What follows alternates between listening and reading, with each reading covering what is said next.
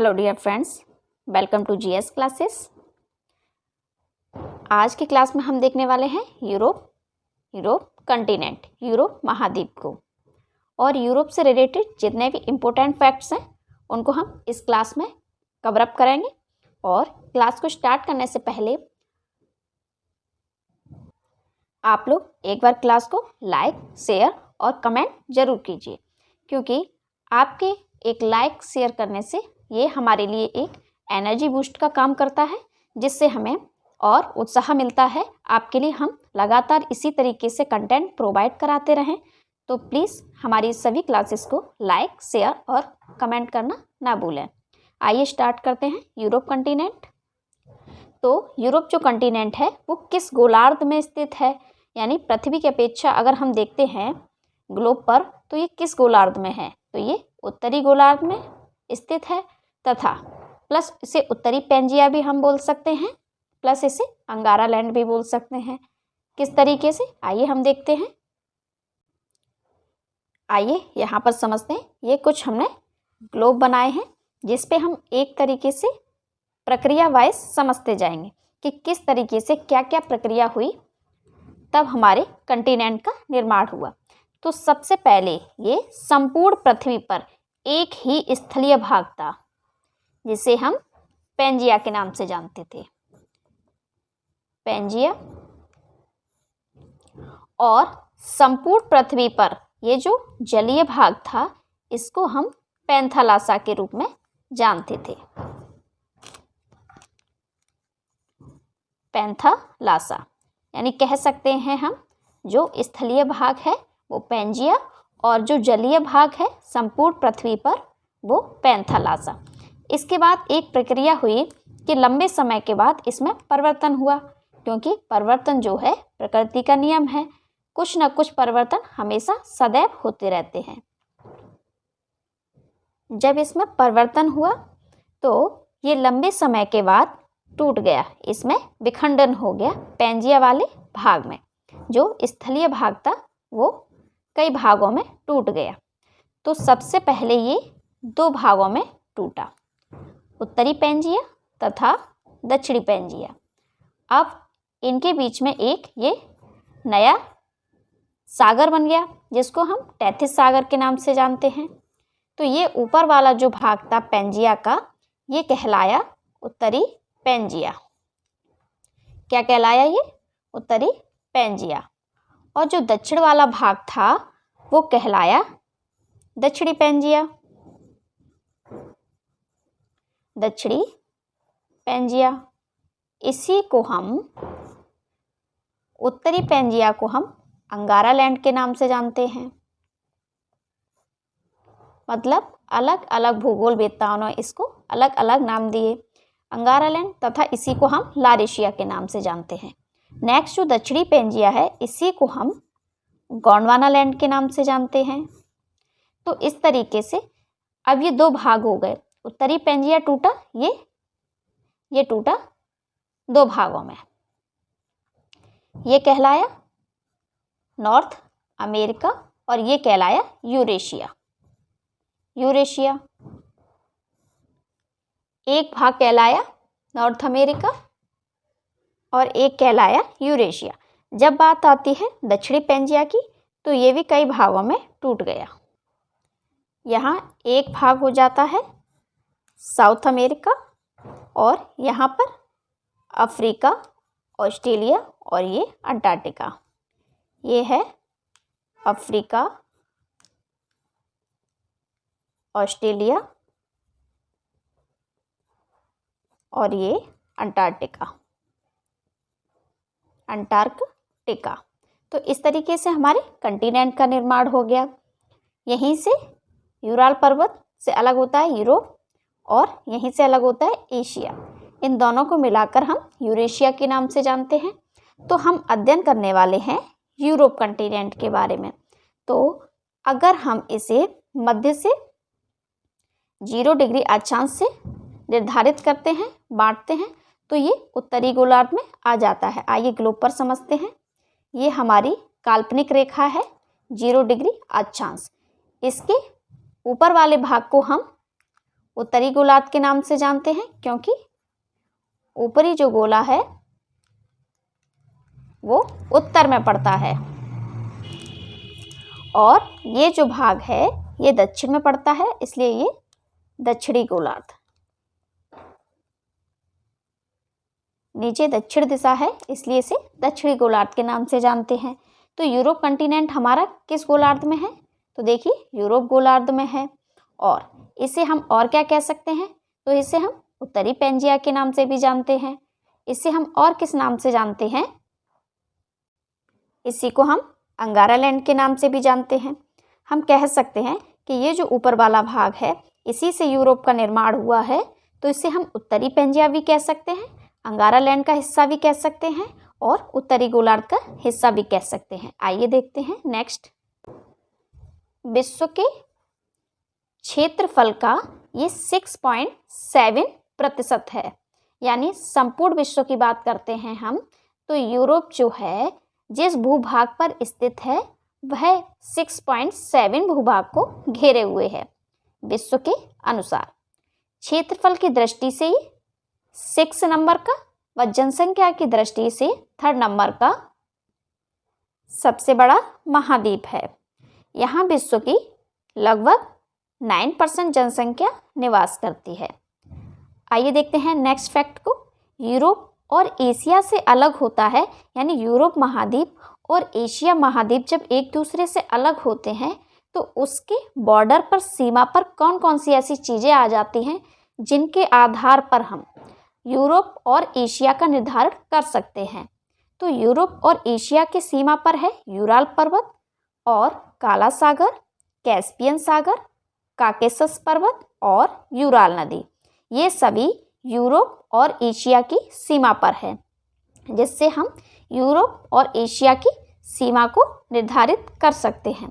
वास्तविकता में अगर देखा जाए तो यूरोप को महाद्वीप की संज्ञा देना पूरी तरीके से सही नहीं है। क्यों? क्योंकि जो भी महाद्वीप हैं विश्व के स्तर पर हम देखते हैं ये सभी महाद्वीप हैं और ये जो हैं अपनी अपनी जो मान्यता है उस पर खरे उतरते हैं। जिस प्रकार से हम देखते हैं कि ये अफ्रीका महाद्वीप है, ये उत्तरी अमेरिका, दक्षिणी अमेरिका, ऑस्ट्रेलिया और अंटार्कटिका, तो ये अपने आप में एक महाद्वीप हैं, क्योंकि महाद्वीप का अर्थ होता है जो चारों तरफ से जल से घिरे हुए हैं और ये अपने आप में एक बहुत बड़े स्थल के भूखंड हैं। यानी हम कह सकते हैं कि स्थल का जो सबसे बड़ा भूखंड या भाग होता है वह महाद्वीप होता है और महाद्वीप के जो आसपास के चारों तरफ से घिरे हुए क्षेत्र हैं यानी स्थलीय भाग हैं उनको हम द्वीप कह सकते हैं और जो 3 तरफ से जल से घिरे होते हैं उनको हम प्रायद्वीप कह सकते हैं। तो हम कह सकते हैं कि वह स्थलीय भूभाग जो कि चारों तरफ से पानी से तो घिरा हुआ है ही और सबसे बड़ा भूखंड है। तो इस तरीके से ये सभी तो महाद्वीप की संज्ञा पर सही बैठते हैं, परंतु जो यूरोप है वह जो है एशिया से जुड़ा हुआ है। अगर हम यूरेशिया पूरा संपूर्ण ये जो भाग है इसको हम एक महाद्वीप या कंटिनेंट की संज्ञा देते हैं तो ये उचित होगा, क्योंकि ये एक ऐसा स्थलीय भूभाग है जो अपने आप में एक अलग है, स्वतंत्र है और जल से चारों तरफ से घिरा हुआ एक स्थल का भाग है। तो ये यूरोप और एशिया को मिलाकर यूरेशिया कहना उचित होगा। यूरोप जो है इससे जुड़ा हुआ है तो इसी का भाग है, ये स्वतंत्र नहीं है। अगर मान लीजिए यहाँ पर कोई सागर होता जिसके माध्यम से ये अलग हो गया होता और ये अपने आप में एक स्वतंत्र भूभाग होता इतना, जो कि जल से चारों तरफ से घिरा हुआ होता, तो हम कह सकते थे कि यूरोप जो है एक महाद्वीप है जो कि चारों तरफ से जल से घिरा हुआ है और जल से घिरा हुआ ऐसा भाग जो कि क्षेत्रफल के अनुसार एक बड़ा भूभाग है। तो हम इसे उपमहाद्वीप के संज्ञा अगर देते हैं तो उचित होगा। तो चलिए आगे हम देखते हैं। वैसे हमने इसे महाद्वीप की श्रेणी में रखा हुआ है। आइए नेक्स्ट देखते हैं। ये हमने देख लिया कि इसकी सीमा पर क्या क्या चीज़ है। यहीं यूराल पर्वत है, यूराल पर्वत से ही यूराल नदी निकलती है और काला सागर और काकेशस पर्वत, ये सभी यूरोप और एशिया को सीमा को निर्धारित करने का कार्य करते हैं। यूरोप महाद्वीप को प्रायद्वीपों का प्रायद्वीप भी कहा जाता है। सबसे पहले तो हम ये समझेंगे एक्चुअली में प्रायद्वीप क्या होता है। प्रायद्वीप, जैसे कि हमारे भारत का ही उदाहरण ले लीजिए, जो दक्षिण भारत है उसको हम प्रायद्वीपीय भारत के नाम से भी जानते हैं। क्यों? क्योंकि ये 3 ओर से जल से घिरा हुआ है। इधर क्या है? अरब सागर, और इधर बंगाल की खाड़ी, और इधर दक्षिण में हिंद महासागर।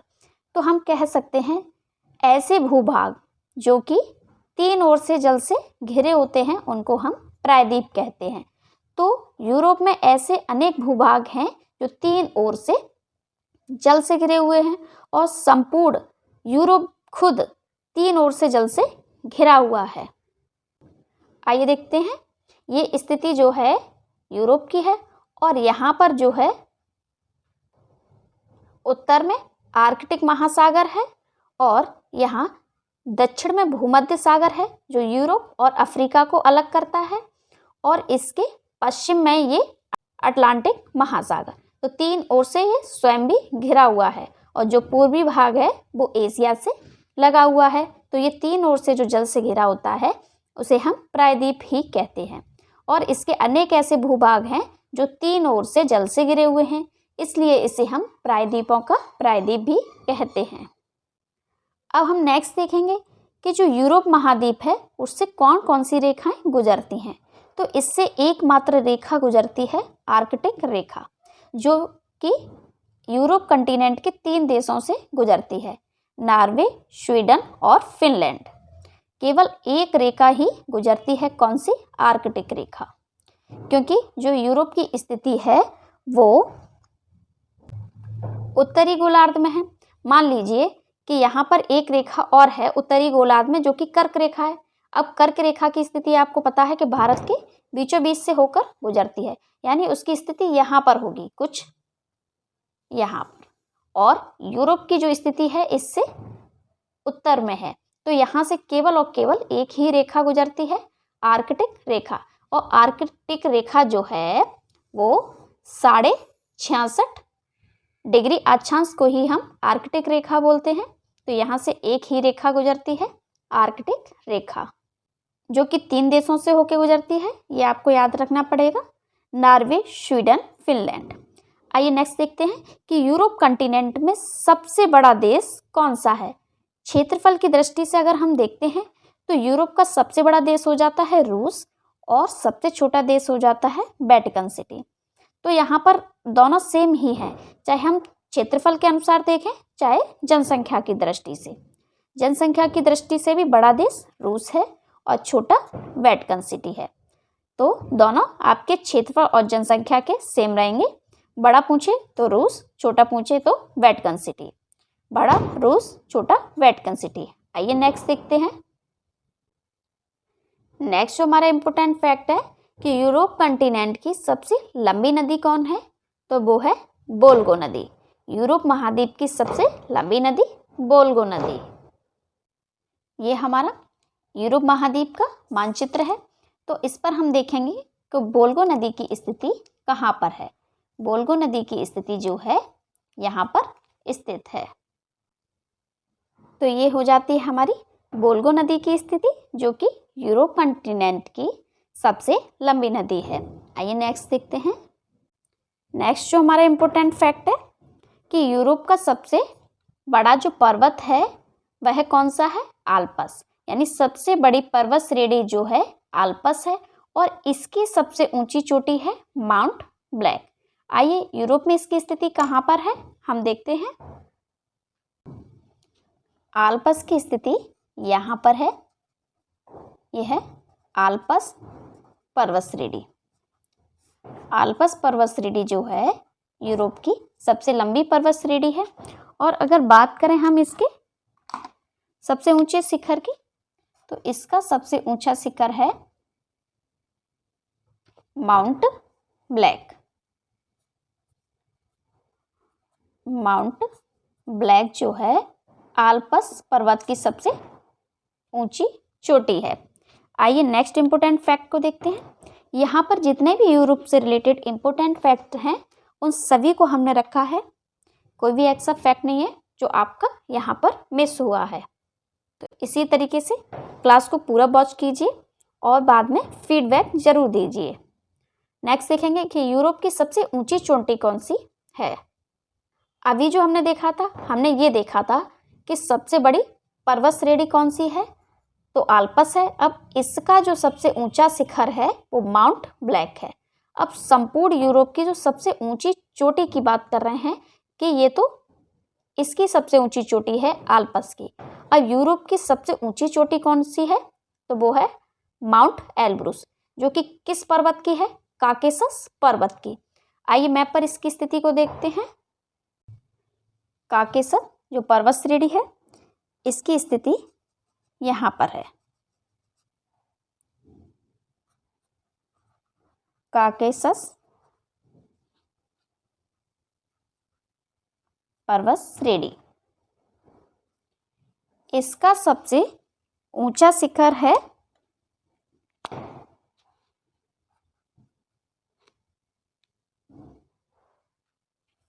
Mount Elbrus. माउंट एल्ब्रूस जो है संपूर्ण यूरोप का सबसे ऊंचा पर्वत शिखर है, जो कि किस श्रेणी का है, काकेशस पर्वत श्रेणी का। आइए नेक्स्ट देखते हैं। यूरोप महाद्वीप में घास के प्रमुख मैदान। तो यूरोप में मुख्यतः दो ही घास के मैदान हैं। अगर पूरी तरीके से बात करें तो एक ही घास का मैदान है जो है पुष्टार, और ये शीतोष्ण है। स्टेपीज ये यूरोप और एशिया के बॉर्डर पर है। यूरोप और एशिया के बॉर्डर पर स्थित है स्टेपीज, ये भी शीतोष्ण है। दोनों ही शीतोष्ण हैं क्योंकि यूरोप की खुद स्थिति उत्तर में है, और जैसे कि ये कर्क रेखा से नहीं गुजरता है तो ये उससे ऊपर है, और कर्क रेखा से जो भी क्षेत्र ऊपर के हैं वो ठंडे क्षेत्र हैं। तो यहाँ पर जो भी घास के मैदान होंगे वो शीतोष्ण ही होंगे। यूरोप की स्थिति उत्तर में है इसलिए। आइए नेक्स्ट इम्पोर्टेंट फैक्ट देखते हैं। ये बहुत ही इम्पोर्टेंट है क्योंकि ये यूरोप का ही नहीं संपूर्ण विश्व का सबसे बड़ा खारे पानी का सागर है या झील है। यूरोप की सबसे बड़ी झील कौन सी है, तो कैस्पियन सागर या कैस्पियन झील, जो कि संपूर्ण विश्व की सबसे खारे पानी की झील है। और अगर सामान्यतः बात करते हैं कि सबसे बड़ी झील कौन सी है, तब भी कैस्पियन सागर है, और अगर इसकी विशेषता के आधार पर पूछते हैं तब भी ये खारे पानी की सबसे बड़ी झील है। आइए नेक्स्ट इंपोर्टेंट फैक्ट देखते हैं कि यूरोप के प्रमुख ज्वालामुखी। तो यहाँ पर कौन कौन से प्रमुख ज्वालामुखी हैं, माउंट एटना, वेसुवियस, स्ट्राम्बोली, जो कि सिसिली द्वीप के उत्तर में स्थित है लिपारी द्वीप, यानी जो सिसिली द्वीप है उसके उत्तर में स्थित है लिपारी द्वीप, जिस पर स्ट्राम्बोली स्थित है।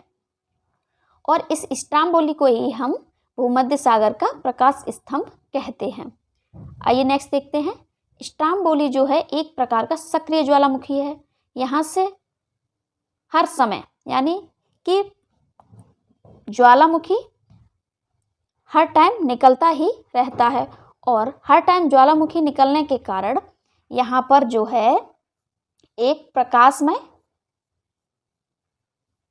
पुंज की तरह ये यहाँ पर दिखता रहता है।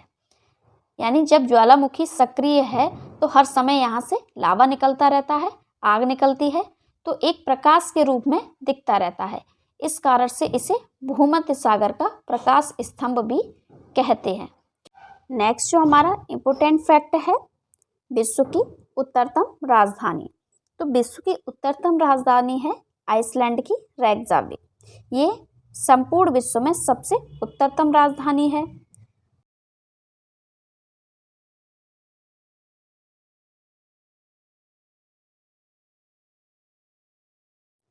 नेक्स्ट देखेंगे हम यूरोप के बड़े प्रायद्वीप।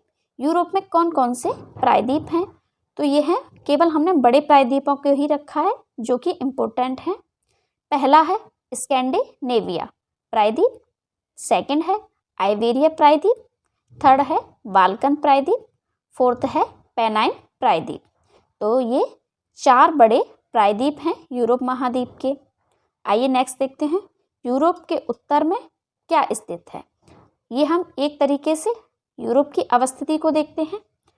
आइए मैप पर समझते हैं इसको कि यूरोप के उत्तर में बैरन सागर और दक्षिण में भूमध्य सागर तथा काला सागर, पूरब में यूराल पर्वत, काकेशस पर्वत और कैस्पियन सागर, पश्चिम में अटलांटिक महासागर।